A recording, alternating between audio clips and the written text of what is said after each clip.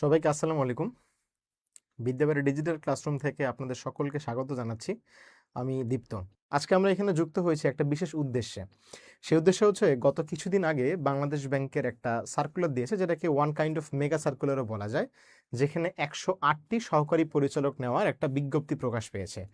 আর এই 108টি সহকারী পরিচালক পদেই আপনার সাফল্যের সঙ্গী হতে এবং আপনাকে এই সাফল্য পাওয়ার সাহায্য করতে আমাদের বিদ্যাবাড়ি টিম সঙ্গে আছে, এবং এই টিমের প্রতিনিধি হিসেবে আজকে আপনাদের সঙ্গে থাকবো আমি। আমি আসলে কোনো স্পেশাল ব্যক্তি না, কিংবা আপনাদের মানে স্বপ্ন আলাদিনের চারাগার মধ্যে সত্যি করে দেওয়ার মানুষও না। তারপরও কিছু গাইডলাইন থাকবে বা কিছু তথ্য থাকবে, যে তথ্যগুলো বা যে গাইডলাইনগুলো পেলে আপনাদের পথ চলাটা সহজ হবে। ওই সকল তথ্যগুলো নিয়ে আজকে আমাদের আয়োজন। তো সবার প্রথমে যে প্রশ্নটা আসে যে হচ্ছে, আপনি বাংলাদেশ ব্যাংকে অ্যাপ্লাই করেছেন কি না করেছেন, এর চেয়েও জরুরি হচ্ছে যে এই বাংলাদেশ ব্যাংকে যে চাকরিতে যারা আসলে যাবে তারা কাদের জন্য এটা বেশি অ্যাপ্রোপ্রিয়েট। দেখেন, বাংলাদেশের যে কয়েকটা লুক্রেটিভ জব আছে তার মধ্যে বাংলাদেশ ব্যাংকের এডি অন্যতম, বিসিএস এর পাশাপাশি। এবং অনেক কিছু মানুষও আমি দেখেছি যারা বিসিএস এর অ্যাডমিন ক্যাডার ছেড়ে বাংলাদেশ ব্যাংকে রয়ে গেছে। আপনাদের কাছে মনে হতে পারে যে কথাটা মিথ্যা, বাট আসলে কথাটা মিথ্যা না। এখন এই বাংলাদেশ ব্যাংকের চাকরি আসলে কারা বেশি পছন্দ করে, এর একটা ছোট্ট প্রশ্ন থেকে যায়। সবার প্রথমে যে জিনিসটা আছে যে হচ্ছে কারা পছন্দ করে, এই যে দ্রুত জব প্রয়োজন। আপনি দেখেন, আমাদের সার্কুলার যখন হইলো, সার্কুলার হওয়ার পর থেকে আমাদের অ্যাপ্লাই করার সময় দিছে মাত্র কয়দিন, মাত্র 28 থেকে 29 দিনের মতো, এই তো। এবং অ্যাপ্লাইটা শেষ হয়ে গেছে গত 27 এপ্রিল 2026-এ।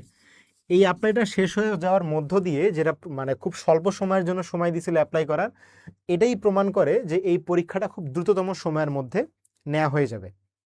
আবেদন ইতিমধ্যে শেষ হয়ে গিয়েছে, ঠিক আছে। আচ্ছা, এটা একটা।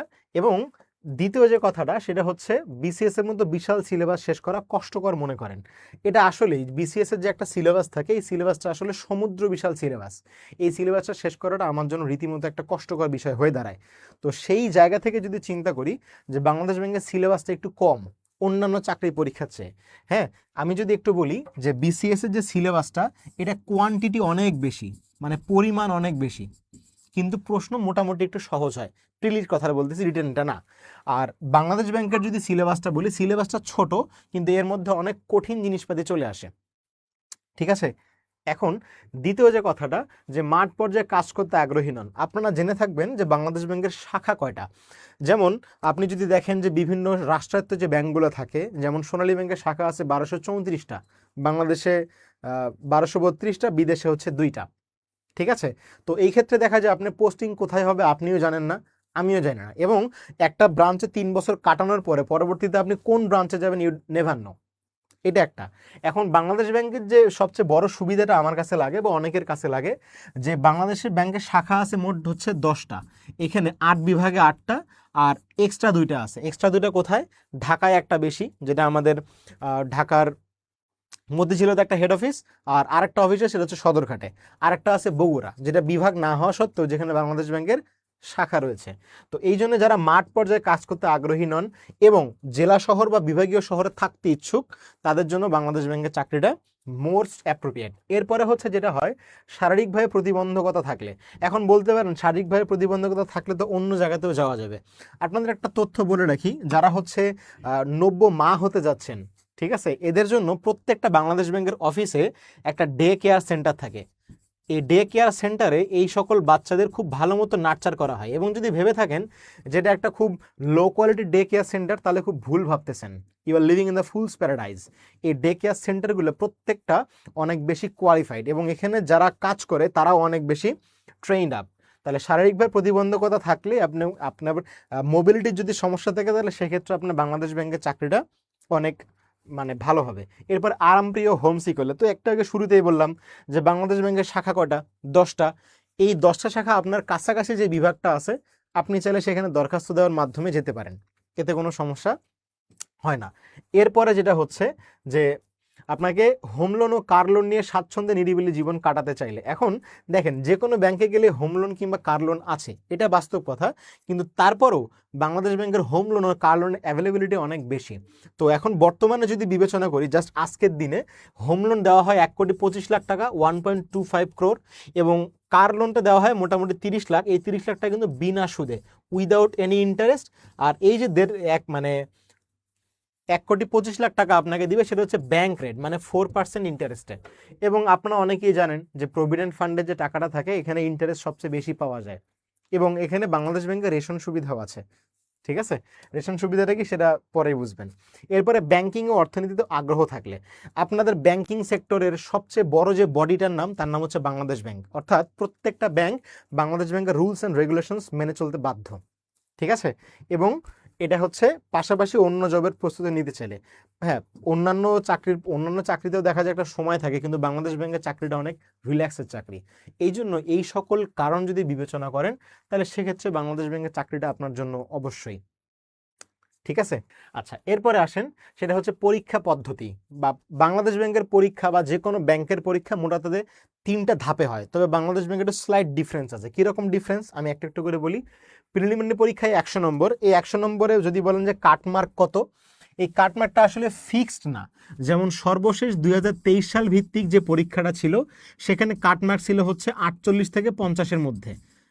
হ্যাঁ, আবার এমনও পরীক্ষা দেখা গেছে যেখানে কাটমার্ক 60-65 উঠে গেছে। অর্থাৎ এই কাটমার্কটা ডিপেন্ড করে হচ্ছে প্রশ্নের ডিফিকাল্টি লেভেলের উপর ভিত্তি করে। ওকে, এটা গেল প্রিলিমিনারি 1 ঘন্টা পরীক্ষা হবে। প্রিলিমিনারি নম্বরটা ভবিষ্যতে আর কোনোদিন কাজে লাগবে না টিকার পর। এরপরে হচ্ছে লিখিত তো 200 নম্বর। তো লিখিততে সবচেয়ে বড় যে চ্যালেঞ্জ, এই চ্যালেঞ্জ হচ্ছে 2টা। প্রথমত হচ্ছে এই লিখিততে সময় পাবেন 2 ঘন্টা, মানে 2 ঘন্টায় আপনাকে 200 মার্কের উত্তর করতে হবে, যেটা টাইম ম্যানেজমেন্ট অনেক খুব টাফ একটা বিষয়। আরেকটা বিষয় হচ্ছে বাংলাদেশ ব্যাংকের লেখার আপনাকে অবশ্যই কোয়ালিটি বজায় রাখতে হবে। কীরকম? যেমন যখন আমরা ফোকাস রাইটিং লিখি, এই ফোকাস রাইটিংয়ে নাম্বার থাকে 35। তো ধরেন আমিও 4 পেজ লিখলাম 35 মার্কের জন্য, আপনিও 4 পেজ লিখলেন সেই 35 মার্কের জন্য, কিন্তু দেখা গেল যে আপনার লেখার কোয়ালিটি আমার লেখার কোয়ালিটির চেয়ে অনেক বেশি ভালো। সেক্ষেত্রে আপনি নম্বর কিন্তু ভালো পাবেন। অর্থাৎ এখানে কোয়ান্টিটি 4 পেজ সমান থাকে, ম্যাটার করে কোনটা? কোয়ালিটি। এরপরে হচ্ছে অন্যান্য ব্যাংকের পরীক্ষায় দেখা যায় ভাইভায় নম্বর থাকে 25, তবে জেনে অবাক হবেন যে বাংলাদেশ ব্যাংকের ভাইভাতে নম্বর থাকে 50। ঠিক আছে, আচ্ছা, এটা হচ্ছে প্রথম পরীক্ষা পদ্ধতি। এখন যদি বলা হয় যে প্রিলিমিনারি এক্সাম, আমরা একটা ছোট্ট কাজ করছি। সেই ছোট্ট কাজটা হচ্ছে এই যে আমাদের টোটাল যে নম্বর বন্টনটা, এই নম্বর বন্টনটা কোন পার্টে কত। দেখেন, বাংলায় যদি হিসাব করেন, তাহলে বাংলায় টোটাল মার্কস হচ্ছে 25, এর মধ্যে একটু ভাগাভাগি আছে। কীরকম ভাগাভাগি? এখানে হচ্ছে দেখেন, লিটারেচার অংশে হচ্ছে 8 মার্ক, আর গ্রামার বা ব্যাকরণ অংশ হচ্ছে 17 মার্ক। এই ভাগাভাগি। বাংলায় 25 নম্বরের মধ্যে সাহিত্যে হচ্ছে 8 নম্বর থাকে, আর গ্রামারে থাকে হচ্ছে 17 নম্বর। ইংরেজি যদি বিবেচনা করেন, এখানেও 25 নম্বর, তবে এখানে গ্রামার 10 আর ভোকাবুলারি হচ্ছে 15। এটা হচ্ছে নম্বর বন্টন। কিন্তু গত 2-3টা পরীক্ষায় দেখা গেছে যে লিটারেচার থেকেও প্রশ্ন আসতেছে। অর্থাৎ লিটারেচার থেকে মোটামুটি আপনার 2 থেকে 3 মার্ক থাকার সম্ভাবনা অনেক বেশি। কারণ আগে পরীক্ষা নিত যে ফ্যাকাল্টি, আর এখন যে ফ্যাকাল্টি পরীক্ষা নিচ্ছে, এটা ডিফারেন্স আছে। আগে পরীক্ষা নিত বিআইবিএম, তবে বিআইবিএম এখন আর পরীক্ষা নিচ্ছে না। এখন পরীক্ষা বেশিরভাগই নাই হচ্ছে আপনার আর্টস ফ্যাকাল্টি, নয়তো বিজনেস ফ্যাকাল্টি ঢাকা ইউনিভার্সিটির। এরপরে ম্যাথমেটিক্সে 20 মার্ক, যেটাকে আমরা কোয়ান্টিটিভ অ্যাপটিটিউডে বলতে থাকি। এরপরে জেনারেল নলেজ 10 নম্বর, আর হচ্ছে জেনারেল নলেজে 20 নম্বর, যেখানে থাকবে বাংলাদেশ অ্যাফেয়ার্স, ইন্টারন্যাশনাল অ্যাফেয়ার্স। এখানে আরও থাকবে হচ্ছে আপনার ভূগোলের কিছু জিনিস থাকবে। এরপরে হচ্ছে আপনার সাম্প্রতিক বিষয়াবলী থাকবে। এই সার্বিক বিষয়গুলিতে হচ্ছে আপনার 20 নম্বর, এবং আইসিটিতে হচ্ছে 10 নম্বর। তো আইসিটিতে সাধারণত যাদের কম্পিউটার স্কিল ভালো থাকে, যেমন আপনি ওয়ার্ডের ভালো কাজ পারেন, এক্সেলের ভালো কাজ পারেন, শর্টকাটগুলো জানেন, তারপরে কম্পিউটার যারা খুলছেন 2-1 বার, যেমন র্যাম কোথায় থাকে, মাদারবোর্ড কোনটাকে বলে, এই বিষয়গুলো যাদের একটু হালকা ধারণা আছে, তারা আইসিটিতে মোটামুটি 2-3 মার্ক অনায়াসে ক্যারি করতে পারে। 10-এর মধ্যে 3-4 মার্ক তাদের জানা জিনিসের মধ্যেই থাকে, হাতে কলমে যে জিনিসগুলো তারা করে আসছে। ঠিক আছে, এই টোটালটা হচ্ছে আমার 100 নম্বর। এখন আমরা যে উদ্দেশ্যে এগোচ্ছি, দেখেন আগেই বললাম যে রিটেনে থাকে 200 মার্ক। তো 200 মার্কের মধ্যে কোনটাতে কত থাকবে? কম্প্রিহেনশন মানে একটা প্যাসেজ দিবে আপনাকে, সে প্যাসেজ থেকে আপনাকে 5টা প্রশ্ন দিবে, প্রত্যেকটা প্রশ্নে 6 নম্বর করে, তাহলে টোটাল মার্ক হচ্ছে 30। এবং আমরা ছোটবেলায় যে কাজটা করতাম, যে একটা প্রশ্ন দিল আমাকে, সেই প্রশ্নটার ওই লাইনটা আগে প্যাসেজে খুঁজে বের করতাম, তারপর দেখতাম যে ওই পুরো লাইনটা লিখে দিয়ে আসছি। বাট অ্যাকচুয়ালি কোনো চাকরির পরীক্ষায় যদি এই কাজ আপনি করেন, তাহলে আপনি মোটামুটি নিশ্চিত যে একটা বড় শূন্য পাবেন। অর্থাৎ আপনাকে কোনো লাইন বা কোনো কনসেপ্ট এখান থেকে সরাসরি কপি করা যাবে না, যেটা দৃশ্যমান হয়। এরপর হচ্ছে ম্যাথমেটিক্স, ম্যাথমেটিক্সও একই অবস্থা, আপনাকে 5টা গণিত দিবে, 6 মার্ক করে, 30 নম্বর। জেনারেল নলেজে আপনাকে 15টা প্রশ্ন থাকবে, 15টা প্রশ্ন, প্রত্যেকটা 2 মার্ক করে, টোটাল হচ্ছে 30 মার্ক। এখানে প্রশ্ন হচ্ছে এক কথায় উত্তর করতে হয়। ধরেন আপনাকে বলছে যে হচ্ছে কি বলা যায়, যে রাশিয়া ইউক্রেনের উপর কবে আক্রমণ করছে। এখন আপনি যদি বলেন যে Russia started their invasion in Ukraine on 24 ফেব্রুয়ারি, এত কিছু লেখার দরকার নাই, একদম সহজ কথায় লিখে দিবেন যে এত তারিখে এত বছর, আর কিচ্ছু লেখার দরকার নেই, অর্থাৎ এক কথায় উত্তর। Translation 10 mark. এটা আপনাকে দুইটা ভাবে আসতে পারে, হয় একটা প্যাসেজ দিতে পারে, নয়তো আপনাকে 3টা বা 4টা বাক্যও দিতে পারে, বা 5টা বাক্য দিতে পারে, প্রত্যেকটা লাইনে হচ্ছে 2 মার্ক করে। তবে প্যাসেজটা আসলে একটু ইজি, ওই লাইন বাই লাইন যদি দেয়, তাহলে দেখবেন 5টা লাইন, 5টা ডিফারেন্ট কনসেপ্টের লাইন, তখন একটু ট্রান্সলেট করতে কষ্ট হবে আপনার। এই জন্য প্যাসেজটা আসা ভালো। তাও তো জানি না কি আসবে। ফোকাস রাইটিং, আর আবার একটা থাকবে বাংলা, একটা থাকবে ইংলিশে। তো প্রত্যেকটাতে হচ্ছে 35 নম্বর করে, মানে টোটাল 70 নম্বর এখানে থাকবে। তবে এখানে একটা ট্রিক্স আছে যেগুলো আমরা পরে বলবো। এরপরে আর্গুমেন্টেটিভ রাইটিং, যেখানে নম্বর হচ্ছে 30। এখন এই বিষয়গুলো যদি বলেন, এই বিষয়গুলো মোটামুটি আপনারা সবগুলোই জানেন, কিন্তু আমাদের আজকে এই আয়োজনটা কি শুধুমাত্র সাধারণ জিনিস নিয়ে? উত্তরটা না, আমাদের কিছু জিনিস থাকবে। কিরকম জিনিস? আমরা একটু দেখবো যে বিগত বছরগুলোতে যে প্রশ্নগুলো হয়েছে, এই প্রশ্নগুলো আসলে কি কি টাইপের হয়েছে। তো একটু আগে যেটা বললাম যে ফোকাস রাইটিং, আপনারা একটু আপনাদের বোঝার সুবিধার্থে আমরা একটু ফোকাস রাইটিং কোন বছরে কোনটা আসলে সেটা একটু দেখে দিই। যেমন বাংলাদেশ ব্যাংকের এডির একটা পরীক্ষা ছিল, যেটা 2023 সালে হয়েছে লাস্ট। ওখানে আসছে যে root of the current global energy, অর্থাৎ বর্তমান যে বৈশ্বিক জ্বালানি তার শেকড় কোনটা, and food price rise, and then implications for the low income world population. তাহলে দেখেন আমাদের প্রত্যেকটা কিন্তু, যেমন একটু সিচুয়েশন বলি বা কিছু নিউজের কথা বলি। যখন আমেরিকা ইরানের উপর আক্রমণ চালাইলো, তখন দেখলেন একটা বিষয় যে সারা বিশ্বে জ্বালানির দামটা হু হু করে বাড়ছে, এবং জ্বালানির দামটা বাংলাদেশে পরে বাড়লেও সংকটটা কিন্তু আগে থেকে শুরু হয়েছে। আপনারা দেখছেন যে একটা বাইকের তেল নিতে গেলে ঘন্টার পর ঘন্টা মানুষ 8-10 ঘন্টা বসেছিল, অনেকে রাতের বেলা ওই যে কাঁথা কম্বল নিয়ে গিয়েও মানুষ শুয়েছিল। তাহলে কথা হচ্ছে, এই যে জ্বালানি সংকটটা ছিল, এই জ্বালানি সংকটের বিপরীতে কিন্তু অনেকগুলো সমস্যা তৈরি হয়েছে। কিরকম সমস্যা? তেল না পাওয়ার কারণে বিভিন্ন কৃষক তার জমিতে সেচ দিতে পারে নাই, এই সমস্যা আপনারা দেখছেন। এবং পাশাপাশি এই কৃষকরা যখন জমিতে সেচ দিতে পারে নাই, তখন বৃষ্টিও ছিল না, এই যে মাঝে প্রচণ্ড গরম গেল। তো এতে ফলে কি হয়? এর ফলে ফুড চেইনটা থাকে বা খাদ্য শৃঙ্খল, এই জিনিসটা কিন্তু বজায় থাকে না। কারণ ধান যদি নষ্ট হয়ে যায়, আমাদের কৃষিক্ষেত যদি ভালো মতো ফসল না দিতে পারে, সেক্ষেত্রে আমাদের একটা ক্ষতির সম্মুখীন এবং খাদ্য সংকটে পড়বো। এই জন্য দেখেন, root of the current global energy and food prices rise. এই ফলে কি হয়েছে? জ্বালানির প্রাইস এখন বাড়াইছে। আগে অকটেন ছিল 122 টাকা, বর্তমানে সেই অকটেনের প্রাইস উঠছে কত?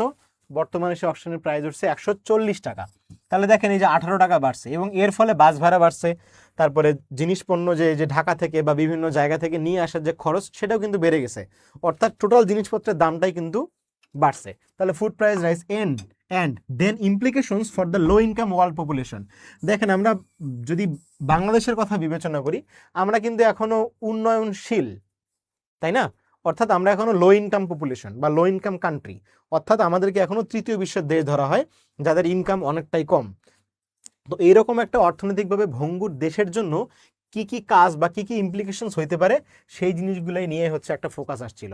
এটা কিন্তু তখন সাম্প্রতিক একটা ঘটনা ছিল, এবং এখনও জিনিস সাম্প্রতিক কিন্তু ঘটনা এটার মধ্যেও আছে, যে জ্বালানি সংকট, জ্বালানির কারণে খাদ্য সংকট, এর ফলে হচ্ছে ইনফ্লেশন, প্রাইস হাইক, এই বিষয়গুলো কিন্তু এক একটার সাথে আরেকটা ইন্টারলিঙ্কড। অতএব এই বিষয়গুলো খেয়াল রাখবেন। এরপরে বাংলাদেশ ব্যাংকের অফিসাররা যে প্রশ্নটা আসছে, দেখেন, বাংলাদেশের journey of rural development and poverty reduction, অর্থাৎ এই যে আপনাদের গ্রামাঞ্চলে যে উন্নয়নটা হয়েছে সেই উন্নয়ন নিয়ে, এবং পভার্টি রিডাকশন অর্থাৎ সারা বিশ্বব্যাপী মানে বাংলাদেশে যে এখন বর্তমানে দেখতেছেন যে হ্যাঁ এখন বর্তমানে একটু দারিদ্র্যের তীব্রতা বাড়ছে কারণ বৈশ্বিক সংকটের কারণে, কিন্তু গত 2-1 বছর আগে কিন্তু আমরা একটু স্টেবল ছিলাম, তাই না? তো ওটাই বলছে যে বাংলাদেশের journey of rural development and poverty reduction, এখানেও 35 নম্বর। কম্বাইন্ড সিনিয়র অফিসারে কি প্রশ্ন আসছে, বাংলাদেশের জার্নি অফ সোশ্യോ ইকোনমিক ডেভেলপমেন্ট। তাহলে একটা জিনিস দেখেন, একটা আপনাকে বলছে রুরাল ডেভেলপমেন্ট মানে কি গ্রামাঞ্চলে যে উন্নয়ন, আর একটা বলছে বাংলাদেশের আর্থসামাজিক উন্নয়ন। এইটা ফোকাস দিছে হচ্ছে কোন দিকে, গ্রামাঞ্চলের দিকে, আর এই ফোকাসটা দিছে হচ্ছে মূলত সার্বিক বিবেচনায়।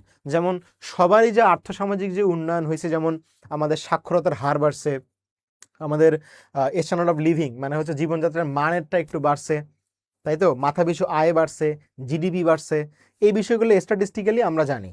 তো এই বিষয়টাই বলছে সোশ্യോ ইকোনমিক ডেভেলপমেন্ট। আপনি যদি চিন্তা করেন যে 1972 সালে যখন বাংলাদেশের বাজেট দেয় তখন বাজেট ছিল হচ্ছে 786 কোটি টাকা, 786, এটা একটা ঐতিহাসিক সংখ্যা। কেননা এটা দ্বারা একটা ধর্মীয় অনুভূতিও প্রকাশ পায়, 786। এই জন্য তৎকালীন যে প্রধানমন্ত্রী ছিলেন তাজউদ্দিন আহমেদ, তিনি কি করলেন, তিনি হচ্ছে এই 786 বাজারের প্রস্তাবনা দিয়েছিলেন। ঠিক আছে, এরপরে আসেন যে এরপরে কি আসছে, কম্বাইন্ড সিনিয়র অফিসার 2023 সালে। 23 সালে দেখেন the role of digital economy in economic development. আপনি একটা জিনিস খেয়াল করেন, এখন আমরা একটা প্রায় বলি যে কারো কাছে টাকা ধার করতেছি, আমরা বলি তুই আমাকে বিকাশ কর, অথবা আপনি আমাকে বিকাশ করেন। আচ্ছা, এই যে বিকাশ করাটা, এই বিকাশ কি কোনো টাকা? না, বরং টাকা আনার একটা মাধ্যম। এছাড়াও দেখবেন বিকাশের পাশাপাশি রকেট আছে, নগদ আছে, তারপর হচ্ছে ইউপে আছে, আরও অনেক কিছু আছে, মানে হচ্ছে আপনার নন ব্যাংক ফাইন্যান্সিয়াল ইনস্টিটিউশনের মতো কিছু আছে, বা যেগুলোকে আমরা বলি এমএফএস, বা হচ্ছে এমএফএস এর মতোই। যেমন বিকাশের যদি এজেন্টের কথা বলেন, সারা বাংলাদেশে ছড়ানো, অর্থাৎ এখন আমাদের টাকার যে মোবিলিটিটা, এই মোবিলিটি কিন্তু বৃদ্ধি পাইছে। ঠিক আছে, এটাই বলছে digital economy in economic development. এবং আমরা ক্যাশলেস ট্রানজ্যাকশনে কিন্তু খুব বেশি আগ্রহী। যেমন এখন আমাদের সাথে টাকা থাকে না, আমাদের সাথে থাকে কার্ড, থাকে বিকাশ, থাকে রকেট কিংবা নগদ। এই যে ডিজিটাল ইকোনমি বা হচ্ছে আপনার পেপারলেস ব্যাংকিং বা পেপারলেস ট্রানজ্যাকশন, এই জিনিসটার দিকে একটা ফোকাস কম্বাইন্ড এসএতে দিছিল। এরপরে combined officer, women entrepreneurship and empowerment in Bangladesh. নারী সবসময় গুরুত্বপূর্ণ, এটা মনে রাখবেন, সেটা জীবনে হোক আর পরীক্ষায় হোক। ঠিক আছে, এই জন্যই আপনাকে ওমেন সম্পর্কে বা নারী সম্পর্কে মানে 5-7টা ফোকাস আসলে একটা নারী সম্পর্কে তো আসবেই, এতে কোনো সন্দেহ নাই। এই জন্য মনে রাখবেন, পরীক্ষার হল হোক কিংবা বাস্তব জীবন হোক, নারী সবসময় জরুরি। ঠিক আছে, এই জিনিসগুলো হচ্ছে গত 5টা পরীক্ষা যদি বিবেচনা করি, 5টা পরীক্ষার টপিক। তো বর্তমানে যদি বলা যায় যে বর্তমানে ইম্পর্টেন্ট কি কি, বর্তমানে ইম্পর্টেন্ট অনেক কিছু হইতে পারে। যেমন গত 28 তারিখে ফেনীতে একটা ঘটনা ঘটছে, যেটা বাংলাদেশে আগে কোনোদিন ঘটে নাই। সেটা হচ্ছে ক্লাউড বার্স্ট, অর্থাৎ কোনো একটা অঞ্চলে আকাশ থেকে এত পরিমাণ বৃষ্টি তৈরি হয় যেটাকে মনে হচ্ছে মেঘের বিস্ফোরণ হয়েছে। তো এই ক্লাউড বাস্টটা আসলে একটা ক্লাইমেট চেঞ্জের বা আপনাদের পরিবেশের যে একটা ক্ষতিকর প্রভাব বোঝানোর জন্যই বলা যায়।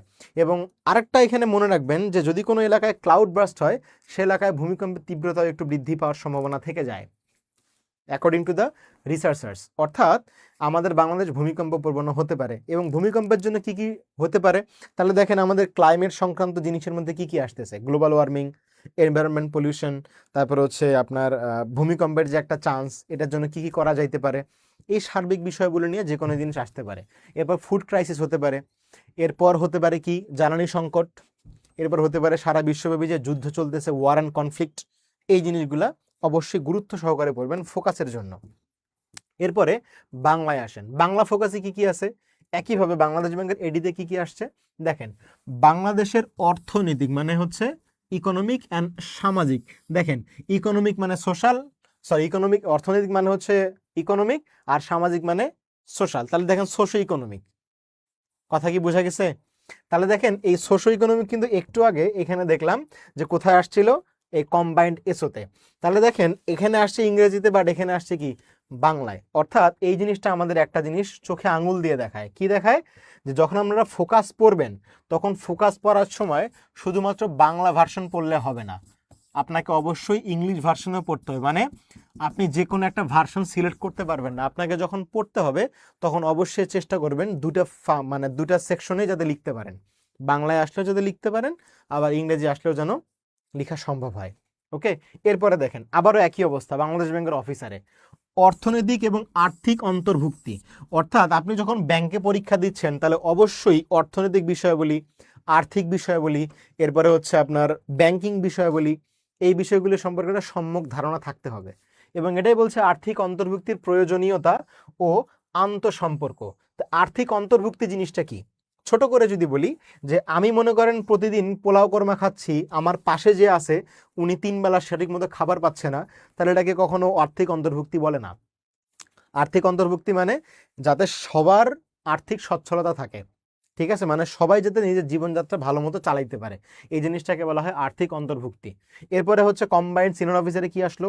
বিশ্ব পরিস্থিতিতে নিত্য প্রয়োজনীয় দ্রব্যাদির মূল্যবৃদ্ধি এবং সাধারণের জীবনযাত্রার মান। এই টপিকটা যদি একটু ইংলিশের দিকে চিন্তা করা যায় তাহলে দেখেন তো ফুড প্রাইস রাইজ আছে কিনা। অর্থাৎ এই টপিকগুলো একটা বাংলায় যদি আসে ইংলিশেও আসার সম্ভাবনা অনেক বেশি। জলবায়ু পরিবর্তন, জলবায়ু পরিবর্তন এখানে কোনোটা কি ছিল? ছিল না, কোনো সমস্যা নাই, কিন্তু জলবায়ু পরিবর্তন সবসময় জরুরি। এবং জলবায়ুর পাশাপাশি দেখেন জলবায়ু যেটা পরিবেশ তো একই, মানে কাছাকাছি টপিক।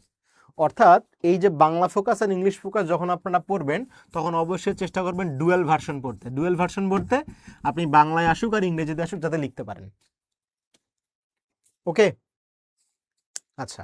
আর আপনাদের এই ব্যাংকিং জিজ্ঞাসা নিয়ে যদি কোনো প্রশ্ন থাকে বা কোনো জিনিস জানার থাকে তাহলে অবশ্যই কমেন্টে জানাবেন। ওকে, আচ্ছা। এরপরে আসেন আর্গুমেন্টেটিভ। তো ব্যাংকের পরীক্ষায় আরেকটা সবচেয়ে জরুরি বিষয় হচ্ছে আর্গুমেন্টেটিভ রাইটিং। অর্থাৎ এখানে 30 মার্ক থাকে, আপনাকে লিখতে হবে 3 থেকে 4 পেজ। তো আর্গুমেন্টেটিভ টপিকটা আমার কাছে খুব মজা লাগে। কিরকম মজা লাগে জানেন? কারণ ধরেন একটা এই যে বাংলাদেশ ব্যাংকের এডিট প্রশ্নটাই আমরা দেখি, কি বলছে? নট প্যারেন্টস, বাবা মা নয়, rather children should have the right to choose there career. মানে বাবা মা যে আমাদের উপর চাপায়া দেয় এটা হওয়া উচিত না। উচিত হওয়াটা কি? যাতে আমরা নিজে থেকে বেছে নিই। এই জিনিসের সাথে কি আপনি একমত নাকি দ্বিমত? তো আপনি একমতও হইতে পারেন, আপনার প্রশ্ন ইয়েসও হইতে পারে, আবার আপনার প্রশ্ন নো, মানে উত্তর নো হইতে পারে। তো আমি যদি ইয়েস বলি, আপনি যদি নো বলেন, তার মানে এটা নয় যে আপনি ভুল আমি ঠিক, কিংবা আমি ঠিক আপনি ভুল, আমরা দুইজনে ঠিক। বরংস এটা টেস্ট করে কি আপনি যে পক্ষে যাচ্ছেন সেই পক্ষের মানে ফেভারে আপনার প্রপার যুক্তি এবং টোটাল লেখনী ঠিক আছে কিনা। অর্থাৎ এখানে চেক করবেন রাইটিং অ্যাবিলিটি, চেক করবেন আপনি কি উত্তর দিচ্ছেন। একইভাবে social media has enhanced human communication and trust. এটা অনেকে যেটা হয়েছে অনেকে পক্ষে লিখছে, অনেকে বিপক্ষে লিখছে। আমি লিখলে বিপক্ষে লিখতাম, কারণ এই সোশ্যাল যে মিডিয়া এটা কমিউনিকেশন বাড়াইলেও যে জিনিসটা কমাইছে তার নাম ট্রাস্ট। এই জিনিসটা কোনোভাবেই সোশ্যাল মিডিয়া বাড়াইতে পারে নাই, বরংস একে অন্যের মধ্যে যে পারস্পরিক শ্রদ্ধাবোধ এবং বিশ্বাসটা এটা কমায় দিছে অনেকাংশে। হ্যাঁ, কমিউনিকেশনের নামে কিছু অপরিচিত মানুষের সাথে পরিচিত হওয়ার সুযোগ দিছে ঠিকই, কিন্তু বিশ্বাস অর্জন করতে পারে নাই। আমি লিখলে বিপক্ষে লিখতাম, এখন আপনি কোন পক্ষে লিখতেন? আপনাকে যদি লিখতে বলা হয় কোন পক্ষে লিখতেন বলেন তো? ধরেন এটাই আপনাকে দেওয়া হয়েছে, কোন পক্ষে লিখবেন? আপনি ইয়েসও যাইতে পারেন, নো যাইতে পারেন। আমার উত্তরটা নো, আপনারটা কমেন্টে জানান। এরপরে কি বলছে? নট কনজিউমার্স, কনজিউমাররা নয়, মানে হচ্ছে যারা ব্যবহারকারী তারা নয়। Manufacturers are mainly responsible for environmental pollution. মানে যারা ব্যবহার করতেছে তারা নয়, বরঞ্চ যারা উৎপাদন করে তারাই এনভায়রনমেন্টাল পলিউশনের জন্য দায়ী। এটার সাথে কি আপনারা একমত? এটার সাথে কি একমত আপনারা যে আমাদের কোনো দোষ নাই, সব দোষ কার? যারা উৎপাদন করতেছে তাদের। উত্তর একটু কমেন্টে জানান তো যে আপনি কি এর সাথে একমত কিনা। আমাকে যদি প্রশ্ন করা হয় যে আসলে একমত কিনা, আমি বলবো যে না, আমি একমত না। কেন একমত না? কারণ আমরা সবাই জানি যে সাপ্লাই নির্ভর করে কার উপরে? মানে কোনো একটা প্রোডাক্ট যে মার্কেটে আসবে এটা ডিপেন্ড করে কার উপরে? ডিমান্ডের উপরে। তো ডিমান্ড ক্রিয়েট করে কে? মানে ডিমান্ডটা কে তৈরি করে? কনজিউমার্স। আমরা চাই জন্য তো তারা নিয়ে আসে, তাই না? তার মানে ম্যানুফ্যাকচারার সেটাই ম্যানুফ্যাকচার করে যেটা আমাদের প্রয়োজন বা যা আমরা চাই। অর্থাৎ মূল রেসপন্সিবল কিন্তু আমরা।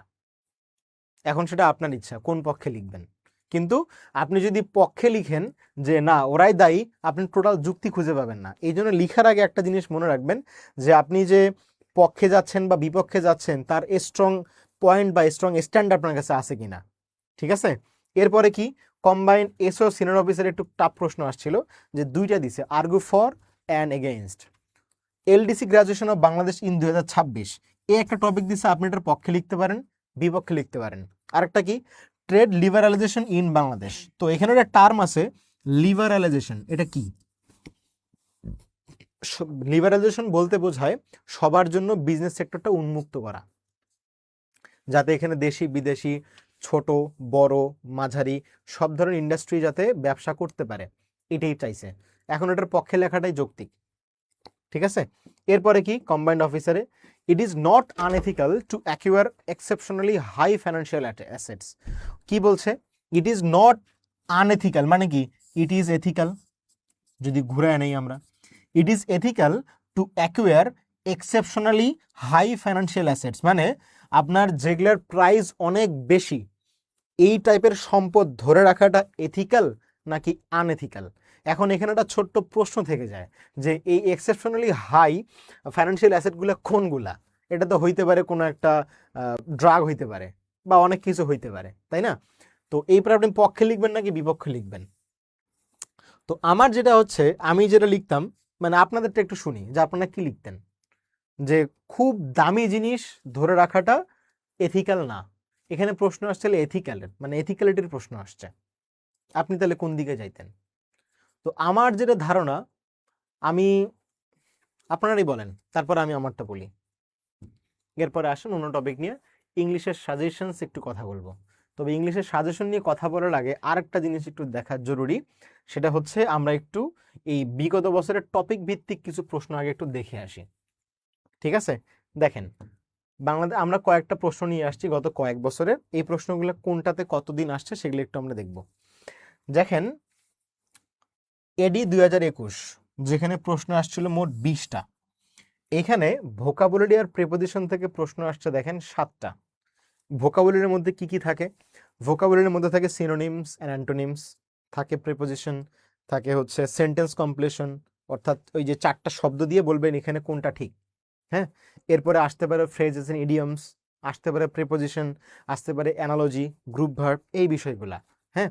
তো আমরা ইডিয়ম আর ফ্রেজটাকে আলাদা করে নিছি, কেন আলাদা করছি তার কারণটা একটু পরে বুঝবেন। দেখেন, এখানে ভোকাবুলারি প্রিপোজিশন থেকে আসে 7টা, ইডিয়ম অ্যান্ড ফ্রেজ থেকে 1টা, কিন্তু স্পেলিং আর অ্যানালজি থেকে 6টা, হ্যাঁ। তো আমি প্রশ্ন দেখছিলাম, মনে পড়ে আমার, স্পেলিং থেকে আসছে 2টা আর অ্যানালজি থেকে আসছে 4টা, এই টোটাল হচ্ছে 6টা। আর গ্রামার পার্ট থেকে দিছে হচ্ছে 6টা, এই সবগুলো যোগ করে হয় 20। যখনই 2022 সালের এডিতে কোশ্চেন প্যাটার্ন একটু চেঞ্জ হয়ে গেছে। কিরকম চেঞ্জ? দেখেন, ভোকাবুলারি প্রিপোজিশন থেকে আসছে 6টা, কিন্তু এক ইডিয়মস অ্যান্ড ফ্রেজ থেকে আসছে কয়টা? 7টা, মানে হিউজ কোশ্চেন দিছে, মানে কোশ্চেনটা টাফ হয়েছিল। এরপরে স্পেলিং আর অ্যানালজি থেকে হচ্ছে 2টা, আর এই যে গ্রামারে 10 মার্ক, দেখেন গ্রামারে 10 মার্ক চলে আসছে। এটাই তো কথা ছিল, গ্রামারে 10 মার্ক আসবে। মানে ওই বছর একমাত্র আমি দেখছি যে হচ্ছে যে তাদের সিলেবাস ছিল বা নম্বর বন্টন ছিল একদম প্রপারলি মেনটেন করছে ওই একটা বারই 2022 সালের। এরপরে হচ্ছে এডি 23-এ কি আসছে দেখেন, ভোকাবুলারি প্রিপোজিশন থেকে আসছে হচ্ছে 6টা, ইডিয়মস এন্ড ফ্রেজ থেকে 4টা, স্পেলিং থেকে 2টা, এটা কিন্তু এডি 23, কিন্তু গ্রামার থেকে দেখেন কয়টা? 23টা। তো এটা বিভিন্ন বছর তারা বিভিন্ন রকম করে, কোনোবার হচ্ছে গ্রামার বেশি দেয়, কোনোবার ভোকাবুলারি বেশি দেয়। এখন এটা বিভিন্ন জনের বিভিন্ন স্ট্রং পয়েন্ট থাকে, অনেকে গ্রামার ভালো বোঝেন, অনেকে ভোকাবুলারি ভালো মনে থাকে। তবে ভোকাবুলারি একটা কমন সমস্যা আছে, সেই সমস্যা হচ্ছে আপনাদের একটাই অভিযোগ, মনে থাকে না। কঠিন কেউ বলেন না, বলেন যে মনে থাকে না। তো ভাই, মনে থাকার জন্য আপনি কি করেন? বারবার পড়তে হবে, ঠিক আছে। এরপর লিটারেচার থেকে, তো লিটারেচার থেকে দেখেন এডি 21-এ প্রশ্ন আসে নাই, 22-এ আসে নাই, 23-এ আসে নাই, কিন্তু সিনিয়র অফিসার 23-এ দেখেন কি করছে কামটা, 7টা দিছে লিটারেচার থেকে, 23 সাল ভিত্তিক। মানে এটা একটা অপ্রত্যাশিত। এখন এডি 21, 22, 23 এই পরীক্ষাগুলা নিছিল কে? আমার মনে পড়ে যে হচ্ছে 22-23 নিছিল বিআইবিএম, আর সিনিয়র অফিসার 23টা নিছে হচ্ছে বিজনেস ফ্যাকাল্টি অথবা আর্টস ফ্যাকাল্টি, এক্স্যাক্টলি আমার মনে নাই, সম্ভবত বিজনেস ফ্যাকাল্টি নিছিল আমার যতদূর মনে পড়ে। তো সেখানে আসছিল 7টা। আরেকটা আছে এএম তে বলতে বোঝাচ্ছে অ্যাসিস্ট্যান্ট ম্যানেজার, এসপিসিবিএল মানে হচ্ছে সিকিউরিটি প্রিন্টিং কর্পোরেশন বাংলাদেশ, অর্থাৎ যেখানে টাকা ছাপায়। ওইখানে কি করছে দেখেন, ভোকাবুলারি থেকে 6টা, ইডিয়মস এন্ড ফ্রেজ থেকে 3টা, স্পেলিং থেকে 1টা, গ্রামার থেকে দেখেন 14টা। অর্থাৎ আপনি মূলত গুরুত্ব দিবেন কোনটাকে এটা আসলে বুঝতে পারবেন না, যে ভোকাবে নাকি গ্রামারে, আপনাকে সমান তালে দুইটা জিনিসে আগাইতে হবে। ওকে, এটা হচ্ছে মূল কথা। এখন আসেন বাংলা যদি প্রশ্ন বিশ্লেষণ করি, আপনারা একটা স্ক্রিনশট নিয়ে রাখতে পারেন বা লাইভটা তো থাকবেই। দেখেন প্রাচীন বা মধ্যযুগ থেকে কোনো প্রশ্ন আসে নাই, এরপরে 1টা 23-এও আসে নাই, অফিসারে আসছিল, ক্যাশে আসছিল। অর্থাৎ এই ব্যাকরণ থেকে দেখেন আমরা একটু আগে বলে আসলাম সাহিত্য থেকে প্রশ্ন হবে কয়টা, 8টা, আর ব্যাকরণ থেকে প্রশ্ন হবে 17টা। এটা যে মেইনটেইন করে ব্যাপারটা কিন্তু এমন না, এই যে শুধুমাত্র 22-এ মেইনটেইন করা হয়েছিল, যেটা ইংলিশেও করছে 8টা, বাকি 17টা দেখেন অন্য জায়গা থেকে আসছে, 9 × 14 = 16 = 17। অর্থাৎ সিলেবাস মেইনটেইন করবেন, এটুকু ধরে নিয়ে আপনি এগোবেন। ঠিক আছে? আচ্ছা, এরপরে দেখেন আমরা বাংলার আলোচনা যাচ্ছি না আর, যে কোন বছর কতটা আসছে এটা আপনারা দেখে নিয়েন। ঠিক আছে? এরপরে যদি বলেন যে সাধারণ জ্ঞান সরি ম্যাথের কথা যদি বলেন, ম্যাথে সবচেয়ে জরুরি হচ্ছে পাটিগণিত।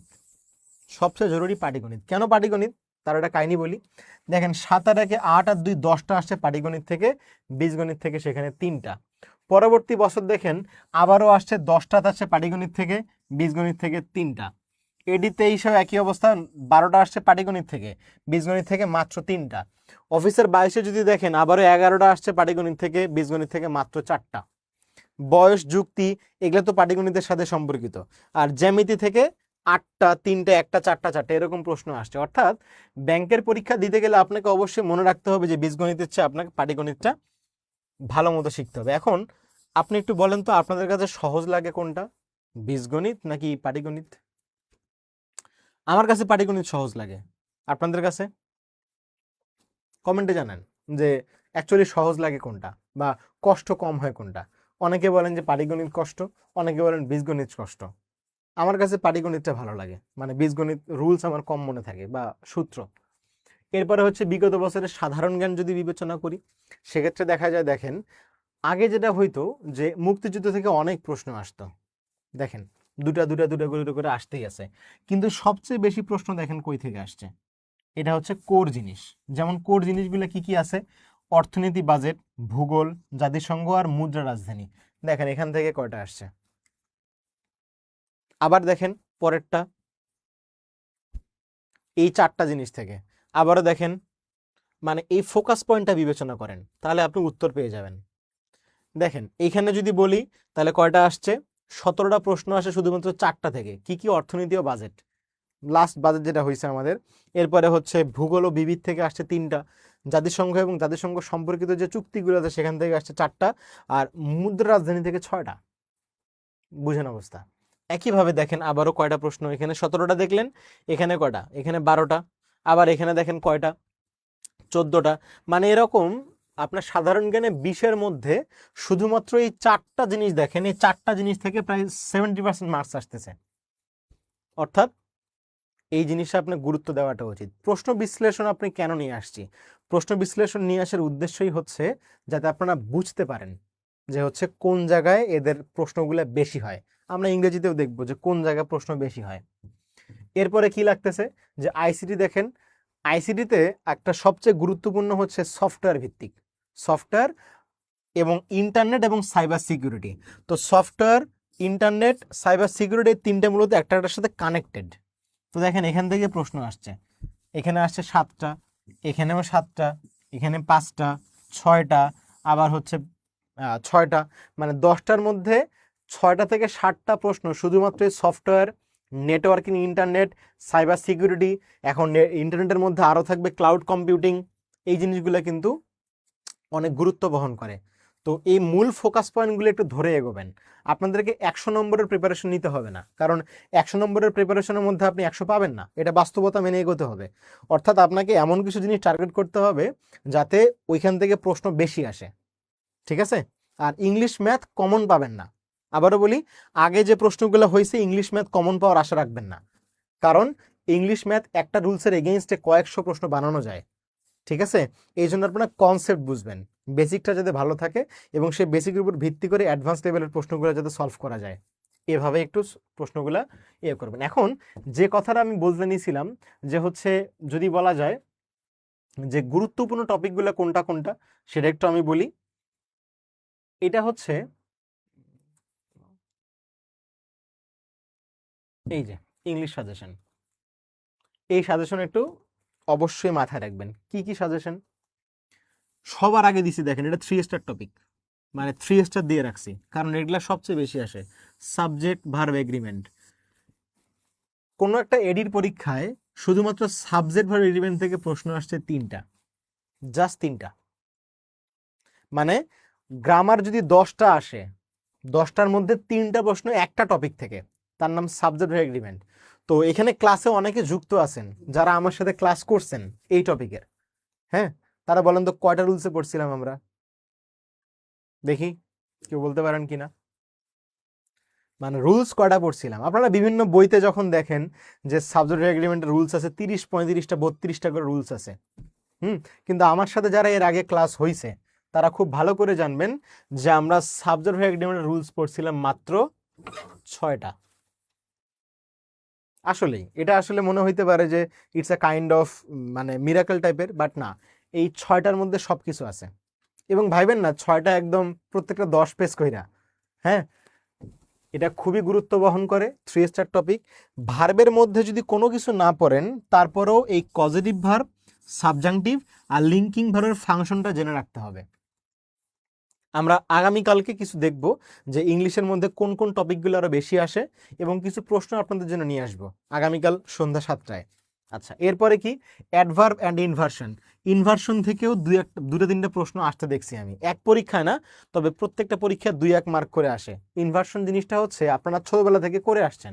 কিরকম করে আসছেন দেখেন, ইনভার্সন জিনিসটা একটু যদি বলি, যে আমরা যখন বলি যে নো সুনার হ্যাড, এটা তো আমাদের ঠাডা মুখস্থ। তো ভাই, no sooner had we reach the station, তাহলে দেখেন এই যে নো সুনার বসছে শুরুতে, এরপর কি করছি, হ্যাড অক্সিলারি ভার্ব আর উই হচ্ছে সাবজেক্ট। তাহলে এই যে অক্সিলারি ভার্বটা আমরা সাবজেক্টের আগে বসাইলাম, এটা কি ইন্টারোগেটিভ সেন্টেন্সের গঠন হয়ে গেল না? যে অক্সিলারি ভার্ব সাবজেক্টের আগে বসানো, কিন্তু শেষে কি আমরা কোনো প্রশ্নবোধক চিহ্ন দিতাম? না, দিতাম না। তাহলে ইনভার্সন জিনিসটা কি, কিছু ওয়ার্ড বা ফ্রেজ বাক্যের শুরুতে বসলে অক্সিলারি ভার্বটা সাবজেক্টের আগে এসে বসে, এটাকে বলা হয় ইনভার্সন, বাংলা বললে বিপরীতকরণ। বিপরীতকরণ কি, সাবজেক্ট ভার্ব এটা তো জেনারেল গঠন, এটা না হয়ে উল্টে যাবে, মানে ভার্বটা আগে চলে আসবে, এই জিনিসটাকে বলা হয় বিপরীতকরণ বা ইনভার্সন। এখান থেকে প্রশ্ন আসতে পারে। এরপরে সেন্টেন্স স্ট্রাকচার, আপনি যে কোনো জিনিস লিখতে যান আপনাকে সেন্টেন্স সম্পর্কে খুব ভালো একটা ধারণা থাকতে হবে, কারণ আপনি বাক্যের গঠন যদি ঠিক না থাকে আপনি লিখবেন কিভাবে? এই জন্য সেন্টেন্স স্ট্রাকচার শুধুমাত্র প্রিলি না, এটা রিটেনের জন্য সমান তালে গুরুত্বপূর্ণ এবং রিটেনের জন্য বেশি গুরুত্বপূর্ণ। এখান থেকে কি কি জানতে হয়? ক্লজ, ক্লজ নিয়ে আপনাকে প্রশ্ন তারা করবেই করবে, এবং ট্রান্সলেশন করতে গেলে বা কোনো ফোকাস রাইটিং বলেন, আর্গুমেন্টেটিভ বলেন, ক্লজের সম্পর্কে ভালো ধারণা আপনাকে থাকতেই হবে। এরপরে হচ্ছে ফ্রেজ, এই ক্লজ আর ফ্রেজ মোটামুটি একই সাথে পড়ানো যায়। উদাহরণস্বরূপ আমি বলি যে আমরা প্রচলিত কি বলি যে নাউন ফ্রেজ এবং নাউন ক্লজ। তো আমরা ক্লাসে যারা আছেন বা ক্লাস হয়তো সামনে হবে আপনাদের সাথে কোনো একটা দিন, তখন দেখবেন যে নাউন ক্লজ আর নাউন ফ্রেজ একই জায়গায় বসে। তফাৎ কোথায়? ফ্রেজে ভার্ব থাকে না, ক্লজে ভার্ব থাকে। এবং চেনা যায় কিভাবে? একটা পদ্ধতিতে চেনা যায়, যে ক্লজকে ইট দ্বারা রিপ্লেস করা যায় সেটা নাউন ক্লজ, যে ক্লজকে ইট দ্বারা, যে ফ্রেজকে ইট দ্বারা রিপ্লেস করা যায় সেটা হবে নাউন ফ্রেজ। অর্থাৎ দুটো একই সাথে পড়ানো যায়। টেকনিক যে শুধু একটা এমনটা না, এর সাথে আরো দুটো শব্দ আছে, সেটা নয় ক্লাসের জন্য তোলা থাক। এরপরে প্যারালেলিজম আর ড্যাংলিং মডিফায়ার, এখান থেকে প্রশ্ন আসছে অনেকবারই, বিশেষ করে যখন আইবিএ পরীক্ষা নিত এই আইবিএ ফ্যাকাল্টি, আমাদের আইবিএ ফ্যাকাল্টির সবচেয়ে গুরুত্বপূর্ণ অংশ হচ্ছে এই প্যারালেলিজম, মানে দুটো একটা প্রশ্ন তারা করবেই করবে। এরপর হচ্ছে ড্যাংলিং মডিফায়ার, এটা মূলত ক্লজেরই একটা অংশ, কারণ একটা ক্লজ আছে যার নাম অ্যাডভার্ব ক্লজ, এই অ্যাডভার্ব ক্লজ থেকেই মূলত ড্যাংলিং মডিফায়ার উৎপত্তি হয়, এটা আমরা ক্লাসে দেখব। এরপরে দেখেন synonym, antonym, phrases and idioms, sentence completion. Sentence completion জিনিসটা কি, একটা বাক্য আপনাকে দিবে, ওই বাক্যটা মানে একটা শূন্যস্থান রাখবে, ওই শূন্যস্থানে বসানোর জন্য 4টা শব্দ আপনাকে অপশনে দিবে, এখন এই 4টার মধ্যে কোনটা এটা বসান, অর্থাৎ ভোকাব বেসড কোয়েশ্চেন। এরপরে যদি সেকেন্ড ইম্পর্টেন্ট বলি, এখানে 2 স্টার দেওয়া, নাম্বার, জেন্ডার, ডিটারমিনার। এটা হচ্ছে আমার কাছে 3 স্টার টপিক লাগে না, কারণ বিগত বছরের কোশ্চেন এটাই বলে নাম্বার, জেন্ডার, ডিটারমিনার থেকে খুব বেশি প্রশ্ন আসে নাই। এরপর রিলেটিভ প্রোনাউন, এটা রিটেনের জন্য খুবই জরুরি, প্রিলির জন্য না হলেও। তারপরে হাইফেনেটেড অ্যাডজেক্টিভ, এটা আমরা দেখব ওই যে হাইফেন দ্বারা যুক্ত অ্যাডজেক্টিভ, তবে এর একটা ছোট্ট নিয়ম আছে যে এই অ্যাডজেক্টিভের কোনো অংশই কখনো প্লুরাল হয় না, অর্থাৎ কোনো অংশের সাথে এস বাই এস যুক্ত হয় না। এই টাইপের অ্যাডজেক্টিভ অ্যান্ড অ্যাডভার্ব কিছু ধারণা তো থাকতে হবে। ট্রান্সফরমেশনের মধ্যে আছে ভয়েস, ন্যারেশন, তারপরে ডিগ্রি, এরপর আছে হচ্ছে সিম্পল থেকে কমপ্লেক্স, কমপ্লেক্স থেকে কম্পাউন্ড, এই টাইপের। তবে ট্রান্সফরমেশনের মধ্যে সবচেয়ে বেশি যদি গুরুত্বপূর্ণ বলেন সেটা হচ্ছে ভয়েস। এখান থেকে প্রশ্ন হয় সাধারণত। আর একটা অ্যাফার্মেটিভ এন্ড নেগেটিভ এগ্রিমেন্ট, খুব বেশি জরুরি না কিন্তু আপনার ইম্পর্টেন্ট।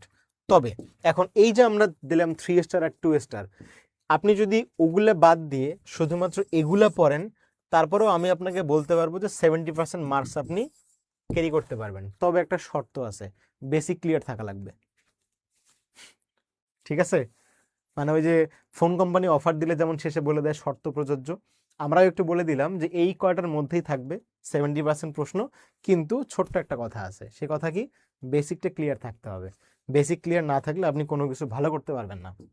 এখন আসেন আমরা একটু সাধারণ জ্ঞানের বা ম্যাথমেটিক্যাল রিজনিং এর দিকে যাই, বা ম্যাথমেটিক্সে কি কি ইম্পর্টেন্ট এটা একটা মনে রাখবেন। যে আমি দুটো জিনিস আগে বলি, ইকুয়েশন এন্ড সিম্পলিফিকেশন আসার সম্ভাবনা বেশি, রেশিও, মিক্সার এন্ড পার্টনারশিপ এটাও কিন্তু জরুরি। দেখেন আপনারা যখন পার্টনারশিপ মানে কি, অংশীদারি ব্যবসা, ধরেন আমি আপনি মিলে ব্যবসা শুরু করলাম, তো আমি আপনি মিলে ব্যবসা শুরু করলাম মানে কি, আমরা দুইজনে একটা জায়গায় গেলাম। একইভাবে আপনি যদি একটা পাত্রের মধ্যে যে তেল আর পানি মিশান, তাহলে তেল ধরেন আপনি আর পানি ধরেন আমি, আমাদেরকে মিক্সার করলো। অর্থাৎ এই রেশিও, প্রপোর্শন আর পার্টনারশিপ মোটামুটি একই ধাঁচের। এরপরে সিম্পল অ্যান্ড কম্পাউন্ড ইন্টারেস্ট, এটা ক্লাস 8-এর বই থেকে করবেন। ক্লাস 8-এ দেখবেন ক্লাস 8-এর ম্যাথ বইয়ে 2.1 আর 2.2 এই দুটো অধ্যায় একটু জরুরি। এরপরে পার্সেন্টেজ আর প্রফিট লস, এটা হচ্ছে সব ম্যাথের মাদার। এছাড়াও আরোটা জিনিস আছে যেটা হচ্ছে ইউনিটারি মেথড বলে, মানে ঐকিক নিয়ম, ইউনিটারি মেথড। এই ঐকিক নিয়ম পারলে অনেকটা সহজ হয়ে যায়। জিওমেট্রি, আর্টস ফ্যাকাল্টির প্রিয় জিনিস, আর বেসিক আলজেব্রা। দ্বিতীয় গুরুত্বপূর্ণ যদি বলেন, এই average time and work, time and ওয়ার্কটা অবশ্যই পড়তে হয়। এই টাইম অ্যান্ড ওয়ার্ক যেটা, এরপরে হচ্ছে আপনার টাইম অ্যান্ড ওয়ার্ক যেটা আরেকটাও আছে, সেটা হচ্ছে আপনার ওই যে পাইপ অ্যান্ড সিস্টার্ন। দেখেন টাইম অ্যান্ড ওয়ার্ক আর পাইপ অ্যান্ড সিস্টার্নের মধ্যে একটা ছোট্ট মিল আছে, মিল না বড় সড়ো মিল। কিরকম, ধরেন দুইজন মিলে একটা কাজ শুরু করছি, তারপরে কিছুদিন পরে আরেকজন এসে যোগ দিল, অথবা আরেকজন চলে গেল, এটা টাইম অ্যান্ড ওয়ার্ক। আর পাইপ অ্যান্ড সিস্টার্নটা কি, দুইটা নল একসাথে চলতেছে, আর একটা নল খুলে দিলাম, তার মানে এখানে মানুষ কাজ করে, ওইখানে নল কাজ করে, এতটুকু তফাৎ। কনসেপ্টটা কি, দুটো কনসেপ্টই এক। এরপরে কি, নাম্বার থেকে মাঝে মধ্যে প্রশ্ন হয়, মানে আমরা যে কাজটা করছি সেটা 3 স্টার টপিক, 2 স্টার টপিক আর 1 স্টার টপিকগুলোকে নিয়ে আসছি। তবে এই যে টাইম অ্যান্ড ওয়ার্ক আর পাইপ অ্যান্ড সিস্টার্ন, এই জিনিসটা অবশ্যই লাগবে, সাথে এই কয়েকটা লাগবে। এটা হচ্ছে টোটাল ম্যাথের একটা ছোট্ট সাজেশন, ঠিক আছে? যেহেতু আপনাদের পরীক্ষার খুব একটা দেরি নাই তাহলে। এবং আরেকটা বিষয়, জেনারেল নলেজ থেকে কি কি প্রশ্ন আসতে পারে, যে যেমন মুক্তিযুদ্ধের ইতিহাস আসতে পারে, যদিও মুক্তিযুদ্ধের ইতিহাস এখন একটু কম গুরুত্বপূর্ণ, তারপরেও আমরা কিছু বিষয় তো আমাদেরকে জানতেই হবে, যে বিষয়গুলোতে বর্তমান রুলিং গভর্নমেন্টের কোনো লোক জড়িত আছে, সেই বিষয়গুলো সম্পর্কে ভালো করে জানবেন। এটা আপনারা বোঝেন, নতুন করে বলে দেওয়ার কিছু নাই। বাংলাদেশের অর্থনীতি অবশ্যই ভালো ধারণা থাকতে হবে। এরপরে বৈশ্বিক অর্থনীতিতে কি কি চলতেছে, জাতীয় বিষয়গুলি, এটা লাগবে। সাম্প্রতিক থেকে খুব বেশি প্রশ্ন হয় না, খুব বেশি হয় না, কিন্তু খুবই গুরুত্বপূর্ণ।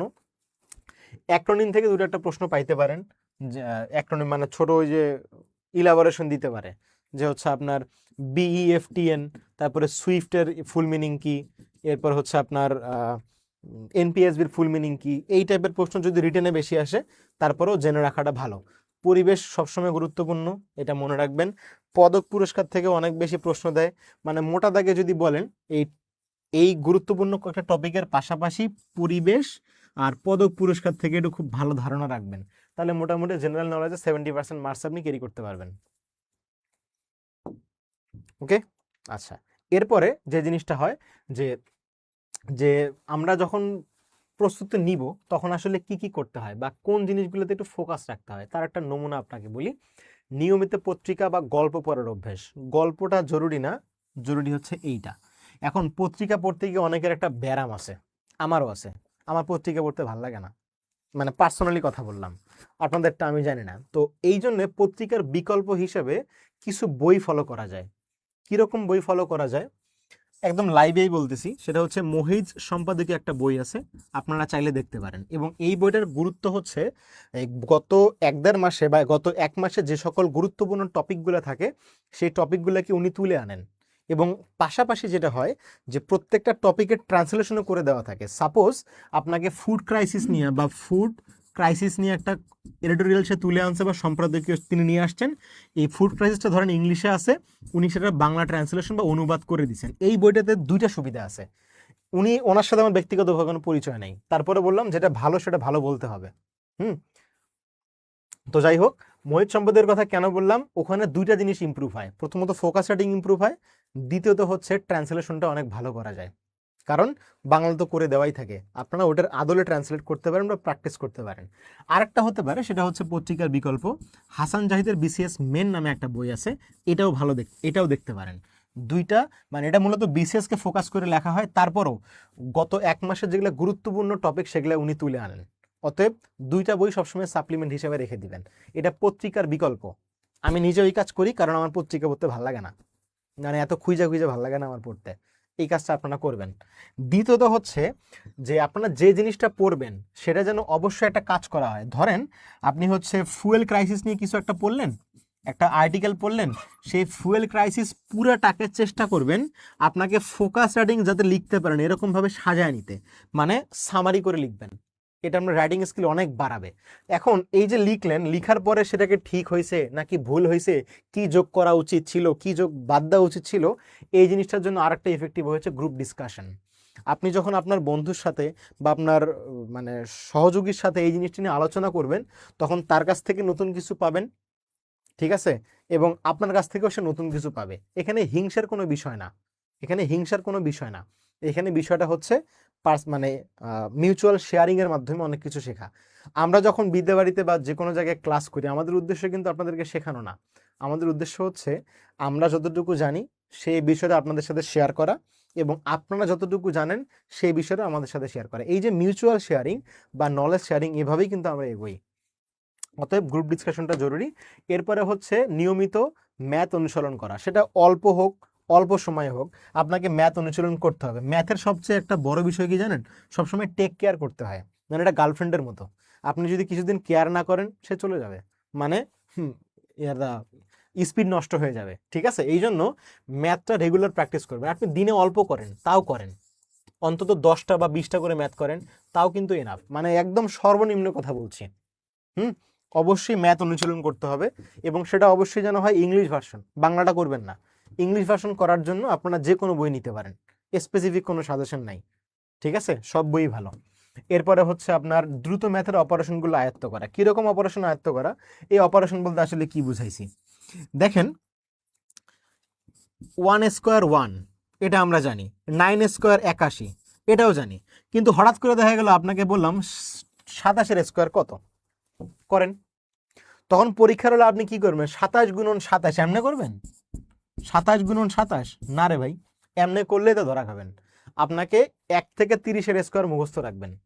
আমারও আছে 1 থেকে 30-এর স্কোয়ার, অর্থাৎ 10 পর্যন্ত আপনারা জানেন, কিন্তু 10-এর পর থেকে একটু জেনে রাখবেন 1 থেকে 30-এর স্কোয়ার করলে কত হয়, এই ভ্যালুগুলো মুখস্থ রাখবেন, এটা আপনার অনেক ফাস্ট করবে। পাশাপাশি √1 থেকে শুরু করে √12 পর্যন্ত ভ্যালুগুলো মুখস্থ রাখবেন, এটা আপনাকে ভালো রকম কাজে দিবে। কথা কি বুঝতে পারছেন? এবং আরও একটা বিষয়, পার্সেন্টেজ করার সময় আমি ফলো করি, যেমন 1/2 মানে কত, 50%। যেমন যদি আপনাকে বলা হয় যে হচ্ছে 20%, অথবা বলা হলো 35%, তো আপনি 35%-এ কী লেখেন, 35/100। আমি সরাসরি এভাবে লিখি 7/20।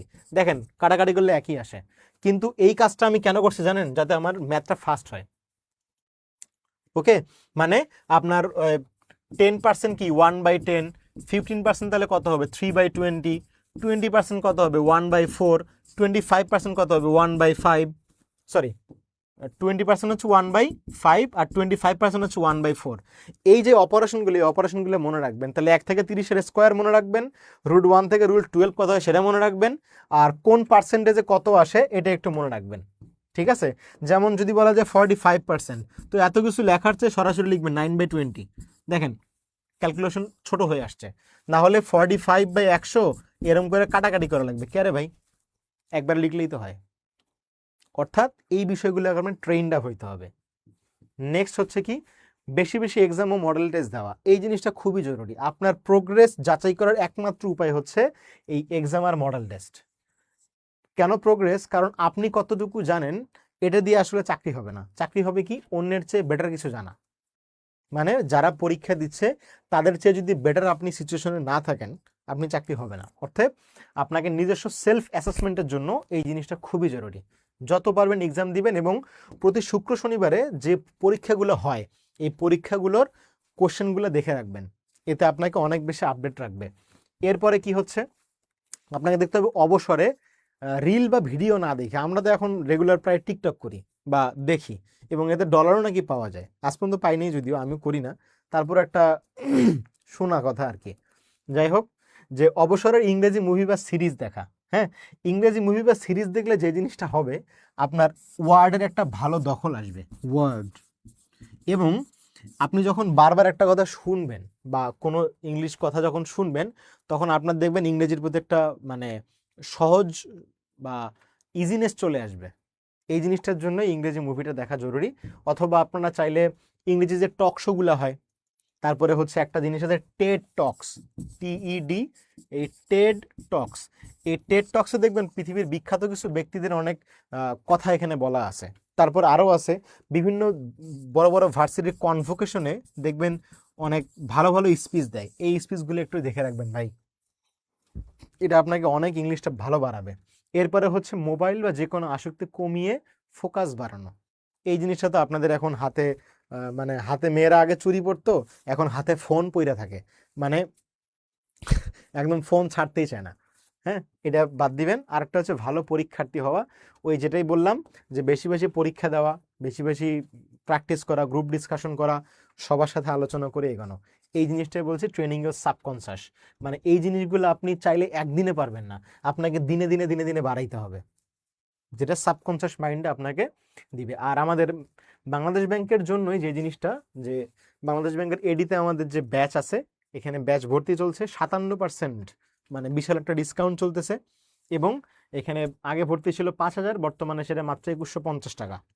ঠিক আছে, আরেকটা বিষয় বলে দিই, যদি আপনি আজকের মধ্যে ভর্তি হন, যদিও রাত 8টা বাজে, আপনাদের কোর্স ফি আমার পক্ষ থেকে এটা হচ্ছে বরাবর 2,000ই। এটা আমার রেফারেন্সে, আপনারা বলবেন আমার কথা। ঠিক আছে, আচ্ছা। ট্র্যাকিং পেজটা পেলাম না কেন ভাই? ট্র্যাকিং পেজ পান নাই? আমরা তো পাইছি, বা যারা অ্যাপ্লাই করছে তারা তো পাইছে। আপনাকে পেমেন্ট করার পরে ওরা সময় দেয় 20 মিনিট। এই 20 মিনিট পরে ভেরিফাই করতে হয়, ভেরিফাই হয়ে গেলে ট্র্যাকিং পেজ ডাউনলোড হয়। এটা সিস্টেম ফালতু না, হয়তো জানার সীমাবদ্ধতা থাকতে পারে। আর আমাদের এই ব্যস্ততা যে জিনিসটা হয়, এটা হচ্ছে এখানে টোটাল 87টা ক্লাস পাবেন, যদিও সময় স্বল্প, তারপরে আমরা এগোবো। মোট পরীক্ষা 60টা। বারবার বলছি পরীক্ষা বেশি বেশি দিবেন, এখানে 60টা পরীক্ষা আপনি পাবেন। পাশাপাশি মডেল টেস্ট, ক্লাস টেস্ট 45টা, আর অ্যাসাইনমেন্ট টেস্ট হচ্ছে 15টা। এই জিআরই, ক্লিপস্টোফেল, জিমেট, আইবিএ, বিএবিএম প্রশ্ন সমাধান ক্লাস, এটা খুবই জরুরি। কারণ প্রশ্ন সমাধানের ট্রিক্স না জানলে পরীক্ষার হলে মানে সরিষা ফুল দেখবেন চোখে। স্পেশাল ফিডব্যাক ক্লাস বা রিভিউ ক্লাস হয়। লেকচার শিট ও ব্যাংকারদের হ্যান্ড নোটস, যেমন আমার একটা হ্যান্ড নোট দেওয়াই থাকে সবসময়। এরপরে এই কোর্সে 24/7 মেন্টরশিপ সুবিধা, আর কোর্স ডিউরেশন 3 থেকে 4 মাস। তবে পরীক্ষা যদি খুব দ্রুত চলে আসে, আমরা তখন সেটাকে শর্ট করে নিয়ে আসি, মানে ক্লাসগুলো একটু দ্রুত শেষ করার চেষ্টা করি। এটা আমাদের উপর নির্ভরশীল না, এটা বাংলাদেশ ব্যাংকের পরীক্ষার তারিখের উপর নির্ভরশীল। তো আজকে আমার এতটুকু আলোচনা ছিল। এবং আরেকটা বিষয়, এখানে যারা ক্লাস নেন, আপনারা চাইলে এই মানুষগুলোকে ক্রস চেক করতে পারেন। এখানে যারা ক্লাস নেয় তারা বিভিন্ন জায়গায় বিভিন্ন সফল হয়েছে, আপনারা অবশ্যই দেখতে পারেন। এখানে আমি ক্লাস নেই, পাশাপাশি হচ্ছে বাংলাদেশ ব্যাংকের নাম উল্লেখ করতেছি না, এটা চমক হিসেবে থাক, তারাও ক্লাস নেন, যাতে আপনাদের প্রপার সার্ভিস দেওয়া যায়। ভর্তির কথা একবার বলছি, আর যে কোনো কাজের জন্য এই নাম্বারে অবশ্যই যোগাযোগ করতে পারেন। আপনাদের এটা নিয়ে যদি আরো কোনো প্রশ্ন থাকে তাহলে নির্দ্বিধায় করতে পারেন। না হলে আজকের আপনাদেরকে শুভ সন্ধ্যা, আপনাদের এই পথ চলা সফল হোক, আপনারা এগিয়ে যান। আপনাদের যে কোনো প্রশ্ন সাদরে আমন্ত্রিত। আর আমাদের ব্যাচে অনেক প্রশ্ন হবে, অনেক কথা হবে। আর সবচেয়ে যেটা বেশি গুরুত্বপূর্ণ সেটা হচ্ছে পড়াশোনা ঠিক রাখবেন। এবং যে ক্লাসটা বা যে সাজেশনগুলো দিলাম, এই সাজেশনগুলো আসলে বিগত বছরের প্রশ্নের ভিত্তিতে দেওয়া, তাই এগুলোকে একটু অনুসরণ করার চেষ্টা করবেন। সবাই ভালো থাকুন, শুভ সন্ধ্যা, সবাইকে আসসালামু আলাইকুম।